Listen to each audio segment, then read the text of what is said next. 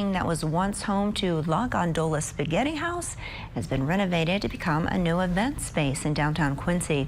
The building has been vacant since that restaurant moved to 12th and Jefferson Streets. Crews have spent the last 6 months renovating it. Owner Jacob Messner says he wanted to help revitalize the downtown area. He says he's eager to see how customers choose to use the space. We wanted to attract the community again, and with the apartment complexes going up just a few blocks away, we want to have those people that say, hey, we're renting those out.